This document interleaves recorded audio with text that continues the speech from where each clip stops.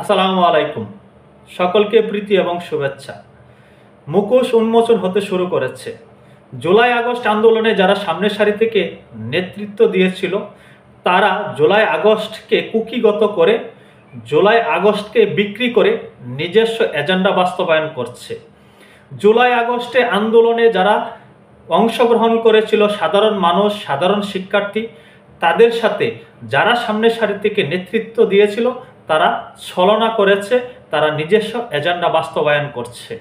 এমনই জুলাই আগস্টে নেতৃত্বকারী ব্যক্তিদেরকে অভিযুক্ত করলেন জুলাই আগস্টে আন্দোলনের সামনের সারি থেকে নেতৃত্ব দেওয়া একজন নারী নেত্রী।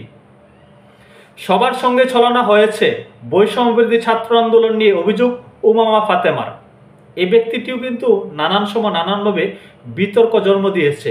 তবু আজকে তিনি যে কথাগুলো বলেছেন, যেভাবে বিষয়গুলো খোলাসা করেছেন, কারা কিভাবে কুক্ষিগত করে ক্ষমতার অপব্যবহার করছে, কারা জুলাই আগস্টকে বিক্রি করে নিজস্ব এজেন্ডা বাস্তবায়ন করছে, সকল কিছু আজকে তিনি অকপটে বলে দিলেন। বৈষম্যবিরোধী ছাত্র আন্দোলন থেকে নিজেকে সরিয়ে নিলেন প্ল্যাটফর্মটির মুখপাত্র উমামা ফাতেমা।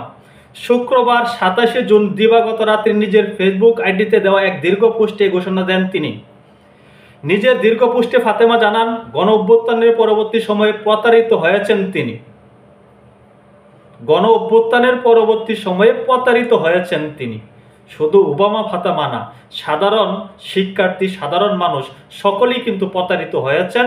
যারা জুলাই আগস্ট আন্দোলনে নেতৃত্ব দিয়েছে, তারা এই মুহূর্তে সাধারণ মানুষের সাথে প্রতারণা করছে।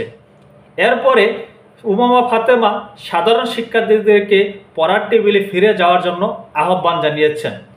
বৈষম্যবিরোধী ছাত্র আন্দোলন প্ল্যাটফর্ম তাদের সঙ্গে ছলনা করেছে জানিয়ে নিজের দীর্ঘ পোস্টে ফাতেমা বলেন, আমি অত্যন্ত অশান্তিতে আছি। অভ্যুত্থান যেমন স্বপ্ন দেখিয়েছে, গোষ্ঠীর স্বার্থে সেই প্ল্যাটফর্ম একইভাবে বহু মানুষের স্বপ্ন ও সময় নষ্ট করছে। আমি অভ্যুত্থানের স্বপ্নকে রক্ষার জন্য এই প্ল্যাটফর্মে গিয়েছিলাম।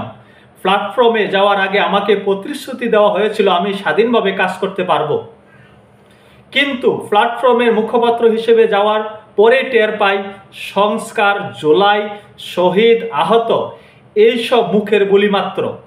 শুধু আমি না, অনেক ছাত্ররাই পরিবর্তনের স্বপ্ন নিয়ে প্ল্যাটফর্মের সঙ্গে যুক্ত হয়েছিল। সবার সঙ্গে শুধু ছলনা হয়েছে। যারা সাধারণ মানুষ, সাধারণ শিক্ষার্থী অনেক উচ্চ আকাঙ্ক্ষা নিয়ে জুলাই আগস্ট আন্দোলনে অংশগ্রহণ করেছিল, যারা জুলাই আগস্টে নেতৃত্ব দিয়েছে, তারা তাদের সাথে ছলনা করেছে, তাদের স্বপ্ন নিয়ে তারা ছিনিমিনি খেলছে। এরপরে সবচেয়ে বড় অভিযোগটি করেছেন উমামা ফাতেমা। তিনি বলেন, যারা আমাকে কষ্ট দিয়েছে, আমার সঙ্গে নোংরামি করেছে, এতগুলো মাস অভ্যুত্থানকে বাজার দরে কেনাবেচা করেছে, তাদের আমি কখনো ক্ষমা করব না। বুঝতে পারছেন তো এখানে তিনি কি বলছেন?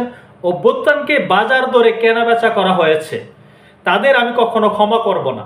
যারা গণ অভ্যুত্থানকে বেচা কেনা করে নিজস্ব এজেন্ডা বাস্তবায়ন করছে বা যারা নিজের পকেট বাড়ি করছে, তাদের উদ্দেশ্যে তিনি বলছেন, আমি তাদের কখনো ক্ষমা করব না, কারণ তারা আমাদের স্বপ্ন ভেঙে দিয়েছে, আমাদের স্বপ্ন নিয়ে তারা নোংরামি করেছে, তারা আমাদের সাথে ছলনা করেছে।